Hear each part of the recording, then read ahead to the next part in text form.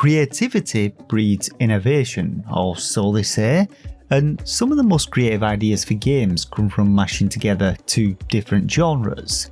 Now, I've previously covered a couple of games on the channel that have taken the roguelike genre in some unexpected directions, the first being Death's Hangover, which blends it together with Atari's Breakout, and the second Round Guard, a dungeon crawler roguelike with Peggle-like pinball physics. But now comes Rack and Slay, with billiards, or if you're a Brit like me, pool being the underlying influence for its gameplay. But does this melding of mechanics work well, and should you be picking it up? Well, drop a like, subscribe for more Nintendo Switch content, and let's find out. So Rack and Slay comes to us from developer Ludo Kulter and publisher Two Left Thumbs, and it opens with a bit of a tutorial giving us a rundown of the controls and an overview of the mechanics. This one though is essentially pool or billiards with a roguelike spin and completing a series of levels by potting enemies, and there are a ton of different settings to tailor the game to your liking. The game comes with 10 different difficulty levels to start with, each of which adds modifiers such as number of enemies, increasing the amounts of special enemies that appear and reducing your health or shot count, and you can also select how many levels you want to play through depending on how long of a play session you want to have. Once you've decided on this though, it's time to begin your first run. Now at the start of each level you gain access to the shop, which grants you a selection of 3 random perks, and you can pick one of these for free, but defeating enemies and collecting coins or gems in levels will earn you gold, which can be spent on additional rerolls of the shop items, health top-ups, additional shots, or additional random perks. Getting into the gameplay though, like I said, the objective in this one is simple. Pot all of the enemies to complete the level, and if you've ever played one of those arcade pool games on mobile, the control scheme is very similar. Aim with the D-pad or thumbstick and make micro adjustments with the L and R triggers, and then hit A to start your shot and A again to stop the power meter at your desired shot strength. For the most part the controls work pretty well, however the aiming is a little finicky if you don't use the triggers, probably because it's come from mouse and keyboard on PC, and I would have preferred it to have a more accurate way of determining shot strength instead of the timing based setup, but it's fine enough when you get used to it. Each of the game's levels and enemies though are randomly generated, and as you work your way through them, you'll encounter unique variants of enemies as well as additional traps and obstacles strewn throughout the room which aim to make your job a little bit more difficult. The enemy variants include things like sharpshooters who will fire a ball at you once you've taken your shot, smoke enemies which blind you for a turn and remove your aim assist, warriors with spinning blades encircling them, and chargers which will ram into you after you take your shot. But there are plenty more on top of these, all of which add some decent variety to gameplay and lead you to prioritising your shots to take down important enemies first. There are also boss enemies which appear every 5 levels and come with their own unique abilities, but in all honesty these didn't really add anything different when compared to standard enemies in my opinion, other than you having to defeat all other enemies before you can take them down.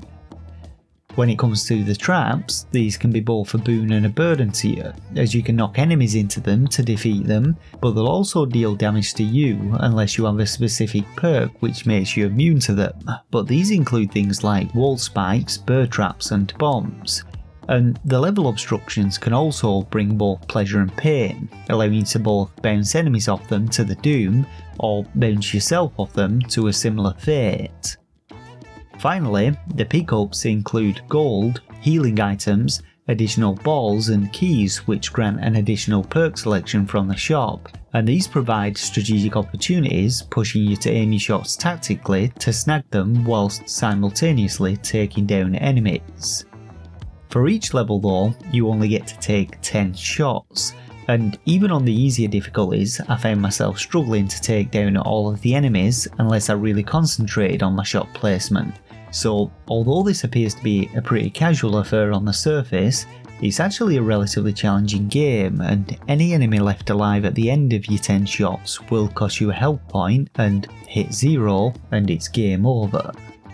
Now, the roguelike mechanics in this one are incorporated pretty well, with each run providing you a unique set of perks for you to build around, many of which have synergies to give you the upper hand in levels, and there are around 100 of these to unlock, with additional perks added to the pool after completing a set number of levels. These include everything from firing additional balls or bombs out when you take your shot, to increasing your shot power or health points, increasing your gold gain, or granting you shields or spinning blades, or the ability to destroy traps or obstacles. But again, this is kind of shortlisting them and doesn't quite give them the justice that they deserve. And while they don't quite provide the same levels of crazy power creep found in other roguelikes, still requiring you to focus on the core mechanics of potting the enemies, things can get a little hectic when you start launching balls everywhere, or a ton of additional traps or bombs are dropped into the arena.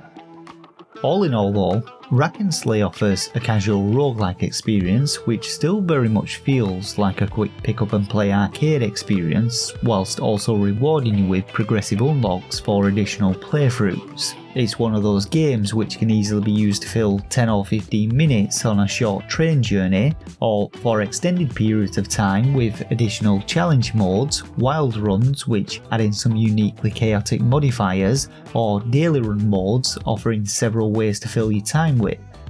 Overall though, a fun little game to pass the time with in my opinion, and while I would have liked to have seen a little more variety to its level layouts, a little more uniqueness to its bosses, and those perks could have done with spicing up a little bit, it's a decent little blending of genres, and well worth play.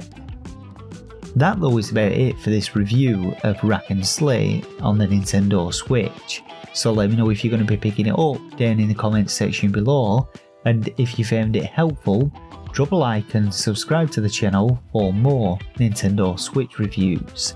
But for now, thanks to the patrons of the channel for their ongoing support, and to you the viewers for watching, and until next time, take care of yourselves and game on.